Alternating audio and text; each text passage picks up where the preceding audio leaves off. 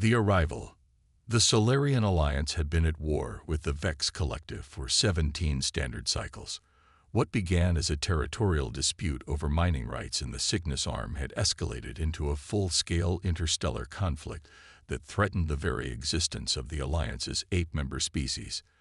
Today, that war had reached Proxima Station, the last major defensive outpost protecting the Alliance's core worlds.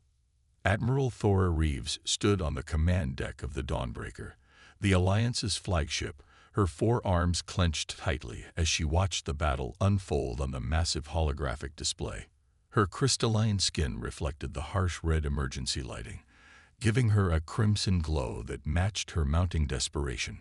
"Status report," she demanded, her voice calm despite the chaos erupting around her. First Officer Krell, a methane-breathing Novali, whose environmental suit hissed with each anxious breath, consulted his console. "Not good, Admiral. We've lost the Vigilant and the Starward. The Intrepid is still operational but reporting critical damage to their propulsion systems. The Vex have disabled our long-range communications array. No reinforcements will be coming." Reeves closed her eyes briefly. The Intrepid was their last hope, an experimental warship equipped with the Alliance's newest weapons technology. Without it, they were doomed. "The Vex mothership is deploying another wave of fighters," reported Tactical Officer Zinn, her tendrils rippling with stress. Estimated time to station breach, 17 minutes. Proxima Station housed over 200,000 civilians, refugees who had fled the Vex's systematic extermination campaigns. If the station fell, there would be no escape. "Order all remaining ships to form a defensive perimeter around the station," Reeves commanded. "We hold this line. We have no choice." The battle had been raging for over 6 hours, and the Alliance fleet was down to less than a third of its original strength. The Vex, with their hive mind coordination and self-replicating warships, had systematically dismantled the Alliance's defenses. It wasn't a battle anymore. It was a slaughter. "Admiral," called out Sensor Officer Trell, his voice wavering with confusion. "I'm detecting an anomaly at coordinates 227 Mark 84. Reeves turned sharply. "What kind of anomaly?" "Unknown, Ma'am. It's like nothing I've ever seen before. Some kind of spatial distortion. Energy readings are off the charts." The command deck fell silent as all eyes turned to the main display. A point of light had appeared where there had been nothing before, quickly expanding into a swirling vortex of blue-white energy. The vortex pulsed once, twice, then erupted with a flash so bright the display automatically dimmed to protect the crew's vision. And then it was there. A ship. A single vessel where the vortex had been. "What in the 7 moons is that?" whispered Krell. The ship was unlike anything they had ever seen. Sleek, angular, with a matte black hull that seemed to drink in the light from the nearby star. It was smaller than the Dawnbreaker, perhaps only a quarter of its size, but there was something about it that commanded attention. Something predatory. "Is it Vex?" asked Reeves, though she already knew the answer. Nothing in the Vex arsenal looked like that. "Negative, Admiral," replied Trell, frantically scanning the newcomer. "Design is completely unknown. No matching configurations in our database. Wait, I'm detecting writing on the hull. Translating now." A moment later, the words appeared on a secondary display. HSV HSV. Reeves read aloud. "What does that mean?" "Unknown, Admiral," Trell replied. "But I'm also detecting an unusual radiation signature from their propulsion system. It appears to be manipulating spacetime itself." Before anyone could respond, the communications officer called out, "Admiral, we're receiving a transmission from the unknown vessel. Audio only." Reeves straightened her uniform. "Put it through." A voice filled the command deck, speaking in perfect galactic standard, but with an unfamiliar cadence. "This is Captain Malcolm Hayes of the human sovereign vessel Thunderchild. We notice you folks seem to be having some trouble. Permission to join the fight." Human. The word echoed through Reeves' mind. Humans were a myth, a rumor, a species said to exist on the far side of the galactic core, isolated from the established interstellar communities. Some claimed they were peaceful explorers, others that they were savage warriors. But all agreed on one thing: humans had never been confirmed to exist. Until now. "This is Admiral Thora Reeves of the Solarian Alliance flagship Dawnbreaker," she responded, finding her voice.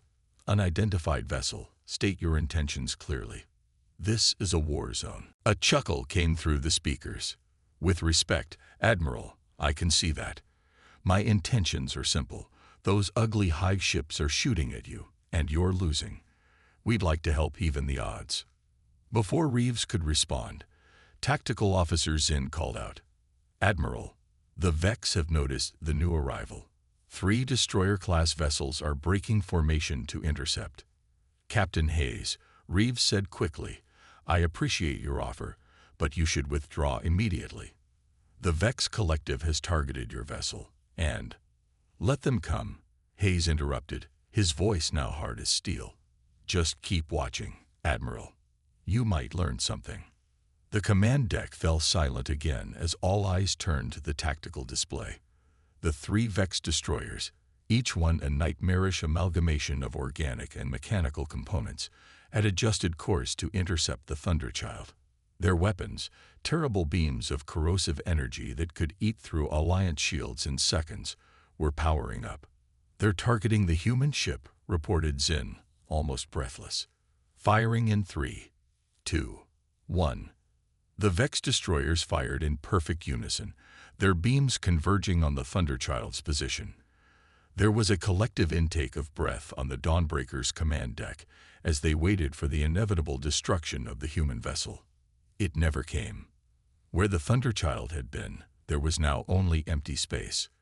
The Vex beams passed through nothing, continuing on into the void.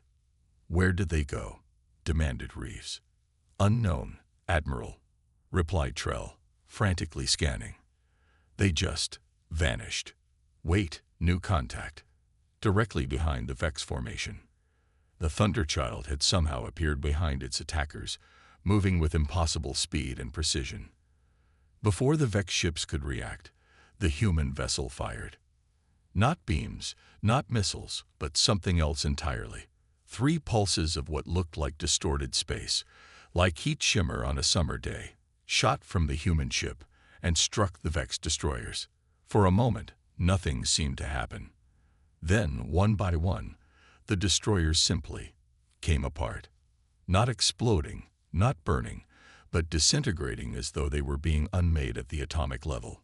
In less than 5 seconds, 3 Vex destroyers, warships that had taken dozens of Alliance vessels to destroy in previous engagements, were reduced to drifting particles. Silence reigned on the Dawnbreaker's command deck. "By the eternal light," whispered Krell. The communications channel crackled to life again. "Admiral Reeves," said Captain Hayes, his tone conversational, as if he hadn't just performed an impossible feat of warfare, "I think we should discuss strategy. Those big ones in the back look like they might be important." Reeves found herself at a loss for words. Finally, she managed. "Captain Hayes, what weapons are you using?" A pause. "Nothing fancy. Just standard human defenses. Localized space-time disruption fields, gravitational lensing for stealth, and some basic probability manipulation for targeting. Pretty routine stuff." Every word he spoke contradicted everything the Alliance knew about physics and warfare. There was nothing routine about what they had just witnessed. "Admiral," interrupted Tactical Officer Zinn, her voice shaking, "the Vex mothership is altering its attack pattern. They're pulling back from Proxima Station. All forces are now converging on the human vessel." "Well," came Hayes' voice through the comm, "looks like I got their attention. Admiral, if you could rally your remaining ships to protect your station, I'll keep these hive mind bastards busy." "Captain," Reeves replied urgently, "there are over 50 Vex warships turning to engage you. Even with your capabilities, those are impossible odds." Hayes laughed. Actually laughed. in the face of what should have been certain death. "Admiral Reeves, there's something you should understand about humans. We specialize in impossible odds." With that, the Thunderchild accelerated towards the approaching Vex armada, a single ship charging headlong into an enemy fleet. What happened next would change the course of the war, and the fate of the galaxy. Forever. The turning point. The command deck of the Dawnbreaker had fallen into an awestruck silence as the crew watched the lone human vessel engage the Vex fleet.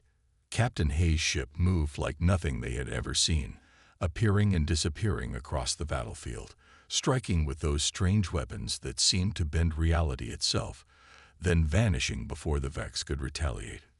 "This defies all known laws of physics," muttered Science Officer Verrill, her compound eyes widening with each impossible maneuver the Thunderchild executed. "That ship is manipulating fundamental forces we've only theorized about." Admiral Reeves had recovered her composure and was now issuing rapid orders. "Krull, reorganize our remaining vessels into a defensive formation around Proxima Station. Zinn, coordinate with the Intrepid. I want their experimental plasma cannons targeting any Vex ship that breaks through the humans' engagement zone." As the Alliance fleet regrouped, a new alarm sounded. Sensor Officer Trull's voice was grim as he announced, "Admiral, Vex reinforcements arriving. A second mothership just dropped out of FTL at the system's edge." Reeves felt a cold weight settle in her stomach.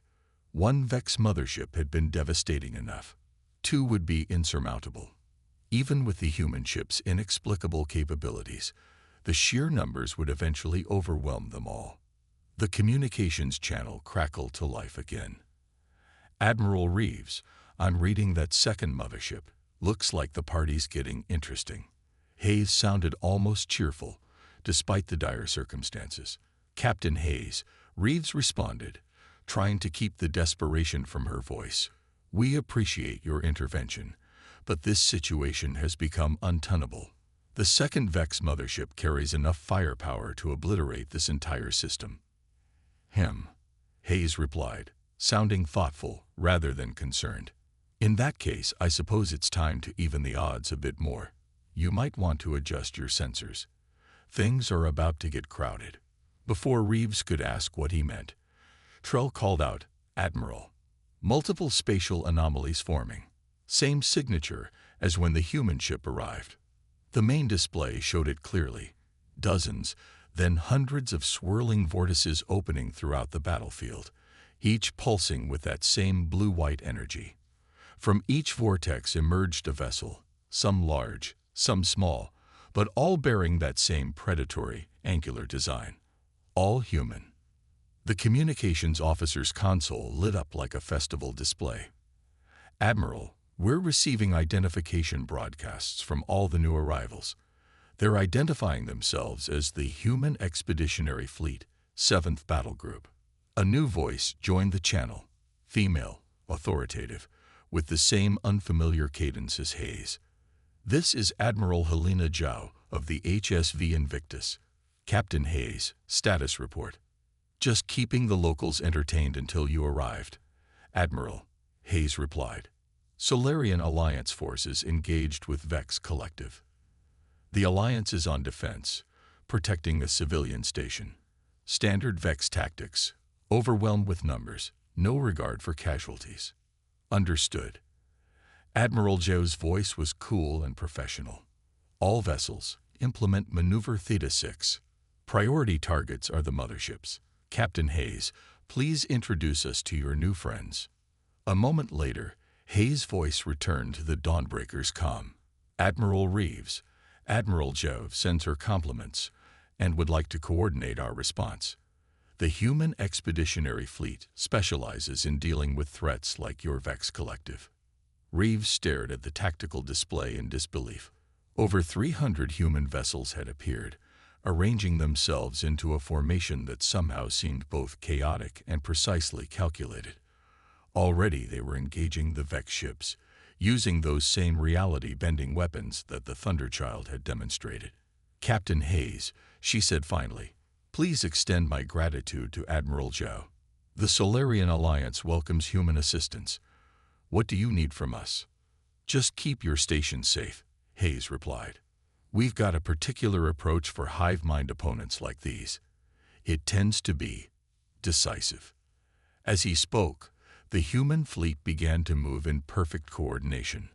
Unlike the rigid, geometric formations favored by both the Alliance and the Vex, the humans flowed like water, constantly shifting and adapting. Where the Vex tried to concentrate their firepower, the human ships simply weren't there anymore. Where the Vex were vulnerable, human vessels appeared as if from nowhere. They're using some kind of linked tactical network, observed Tactical Officer Zinn with professional admiration. Look at their response times. It's like they're anticipating the Vex moves before they happen. The battle was transforming before their eyes. The Vex, who had been on the verge of victory, were now in disarray. Their hive-mind coordination, which had been their greatest strength, seemed to be working against them. The humans weren't just fighting the Vex, they were confusing them, disrupting the very network that made them so formidable. A massive human dreadnought, the Invictus, according to the transponder data, moved into position near the first Vex mothership. It was larger than the other human vessels, though still only half the size of the monstrous Vex ship. For a moment, nothing happened. Then, the space between the two vessels began to fold. There was no other word for it. Space itself seemed to bend and distort, creating a pocket of warped reality that enveloped a portion of the Vex mothership. When the distortion cleared, that section of the mothership was simply gone. A perfect spherical chunk extracted from its hull, exposing the inner chambers to the vacuum of space. They're using controlled singularities, breathed Science Officer Verrill, her voice hushed with awe and horror. They're weaponizing black holes. Not quite, came Hayes' voice, apparently overhearing the comment. Just manipulating gravity wells. The singularities are too unstable for regular use. We save those for special occasions. The casual way he dismissed what should have been impossible technology sent a shiver through Reeves. What kind of civilization had they encountered? The battle continued for another hour, though battle wasn't quite the right word anymore. The human fleet systematically dismantled the Vex forces with surgical precision. The second mothership attempted to retreat but was caught in what Hayes casually referred to as a probability trap. Somehow, every possible escape vector the Vex calculated led them back into the human fleet's firing solution. By the time it was over, not a single Vex ship remained intact. The few escape pods that launched were corralled by smaller human vessels and towed to a holding position near Proxima Station. Admiral Zhao's image finally appeared on the Dawnbreaker's main screen. A human woman with dark hair pulled back tightly, wearing a uniform of matte black with silver insignia. Admiral Reeves, I apologize for the dramatic entrance. We've been tracking the Vex Collective's activities for some time, but this was our first opportunity to directly intervene. Reeves straightened her forearms in the Solarian gesture of respect. Admiral Zhao, on behalf of the Solarian Alliance, I extend our profound gratitude. Your fleet saved millions of lives today. Zhao nodded crisply. The Vex present a threat to all sentient life. This was merely the first engagement in what will likely be a longer campaign to neutralize them. If I may ask, Reeves said carefully, where have humans been all this time? The Alliance has explored much of the galaxy, yet we've never encountered your kind before. A slight smile touched Zhao's lips. We've been watching, learning, developing. Earth, our homeworld, is located in what you call the Orion Spur, relatively isolated from major travel routes. We've had the technology for interstellar travel for several centuries, but we chose to remain circumspect while we assessed the galactic situation. And now? Asked Reeves. Now, Zhao replied, her expression hardening. We've determined that certain threats, like the Vex, require direct intervention. Captain Hayes will remain here with a detachment of our fleet to assist with your defense and recovery efforts. Meanwhile, I would like to extend an invitation to you, Admiral Reeves, to visit our flagship and discuss a formal alliance between our peoples. Reeves felt a weight lifting from her shoulders, a weight she had carried for 17 cycles of brutal warfare. For the first time since the conflict began, she allowed herself to feel something that had become almost foreign: hope. "I would be honored, Admiral Zhao."